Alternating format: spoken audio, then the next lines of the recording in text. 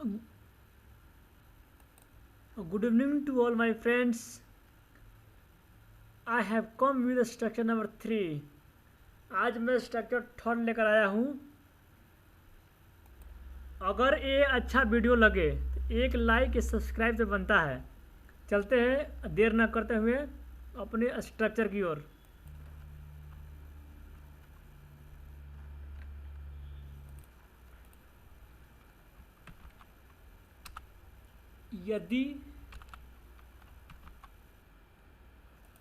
यदि किसी वाक्य के अंत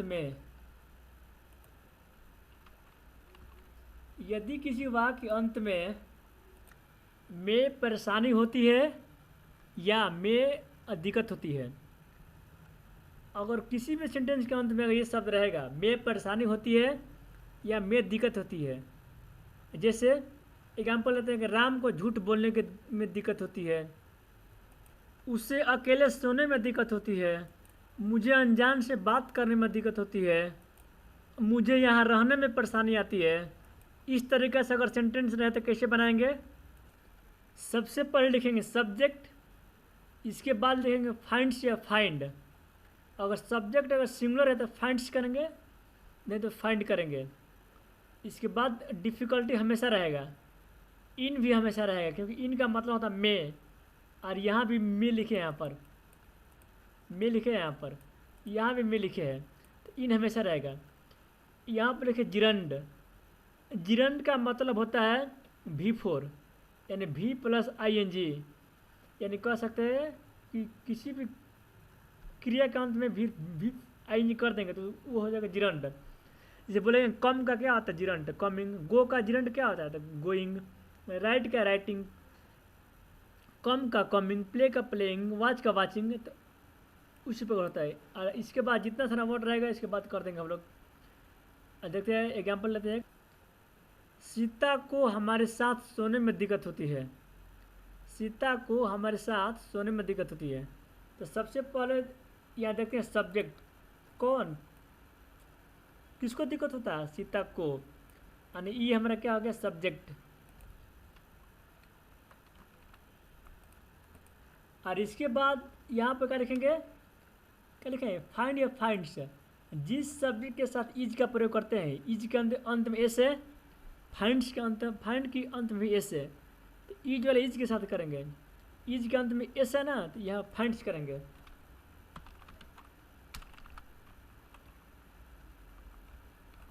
फाइंड्स। अगर यहाँ पे इज नहीं करता, अगर आर करते तो यहाँ फाइंड का प्रयोग करते हैं, यानी सिंगुलर रहेगा तो ये भी सिंगुलर। और इसके बाद प्रयोग करेंगे डिफ़िकल्टी इन। डिफ़िकल्टी इन यानी यहाँ से लेकर यहाँ तक हमेशा सेम रहेगा। इसके बाद प्रयोग करेंगे जिरंड। जिरंड का मतलब होता है V4, यानी कम का। अगर कोई पूछेगा हमसे तो सर कम का क्या होता है जिरंड, हम बोलेंगे कमिंग। प्ले का प्लेइंग, राइट का राइटिंग, यानी ING कर देंगे तो हो जाएगा, वो क्या हो जाएगा? जिरंड बन जाएगा। यानी ING लगने से वो जिरंड बनता है। इसी बात पर इसका क्या होगा जिरंड? यहाँ पर सोने, जिसके अंत में नाने नहीं रहता उसी को हम बनाएंगे हम लोग जिरंड। सोने, सोना का स्पेलिंग क्या होता है? स्लिप। ये हम स्लिप कर देंगे। तो स्लिप का क्या होता है? स्लीपिंग। इसके बाद क्या करेंगे? स्लीपिंग किसके साथ? हमारे साथ, विद मी। ऐसा समझ में? अभी समझ में नहीं आया है। इसी बात पे एक और एग्जाम्पल, पिंकी को झूठ बोलने में दिक्कत होती है। देखिए, दिक्कत होती है या परेशानी होती है, कोई भी वर्ड रहेगा तो पहले करेंगे सब्जेक्ट, इसके बाद फाइंड या फाइंड्स। तो यहाँ भी करेंगे किसको? तो पिंकी को, पिंकी फाइंड्स हो गया। इसके बाद क्या करेंगे? डिफ़िकल्टी। डिफ़िकल्टी हमेशा रहेगा। इसके बाद इन का प्रयोग करेंगे। झूठ बोलना का मीनिंग क्या होता है? झूठ बोलना। झूठ बोलना का मीनिंग होता है टेलिंग ए लाई। टेल हो गया, इसके बाद ING कर दिया, टेलिंग हो गया, इसके बाद LI। ऐसा समझ में?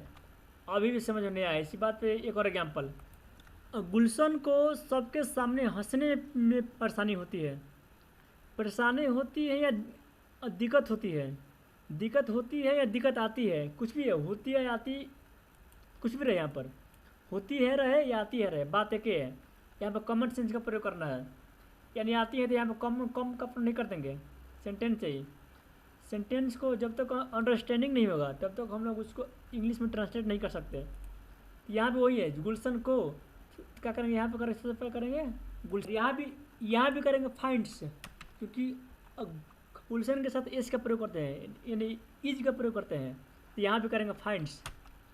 इसके बाद वही करेंगे डिफ़िकल्टी, डिफ़िकल्टी इन हो गया। इसके बाद क्या करने में, हंसने में, तो हंसना मैंने कहा था लाफिंग। लाफिंग किसके सामने, सबके सामने।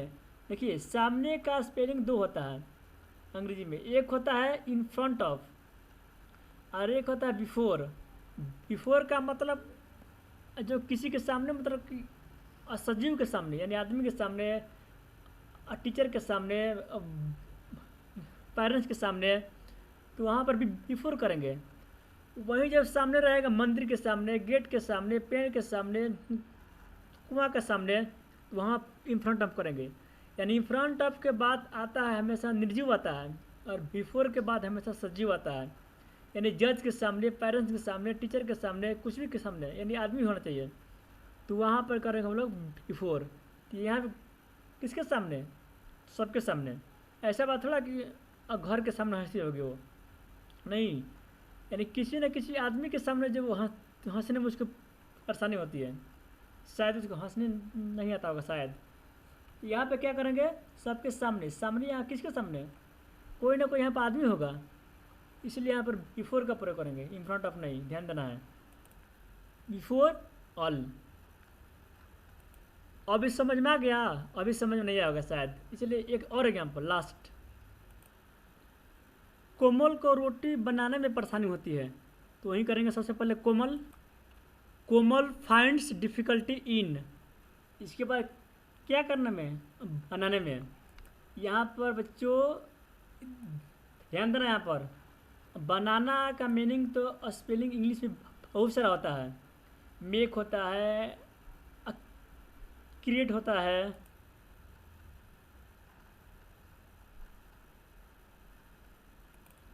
बहुत सारा वर्ड होता है, लेकिन यहाँ पर करेंगे क्या, एक रोटी बनाना।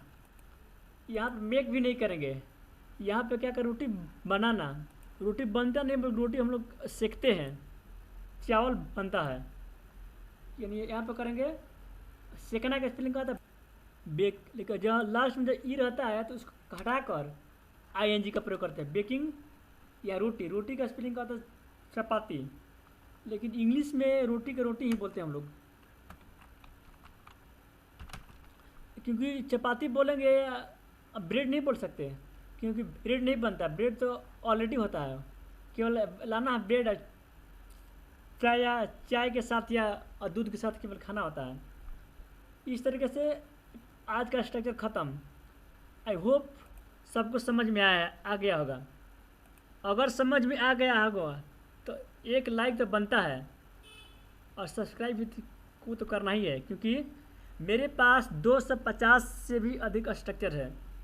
अगर सारे स्ट्रक्चर अगर कंठस्थ कर लेंगे, यानी उसका यूज सेंटेंस में करना सीख गए, तो आपको इंग्लिश बोलने से कोई नहीं रोक सकता। No one can stop you from speaking English. इसके लिए सब्सक्राइब तो करना ही पड़ेगा, क्योंकि डेली नहीं भेजेंगे। आज का class over, bye, take care, good night to all.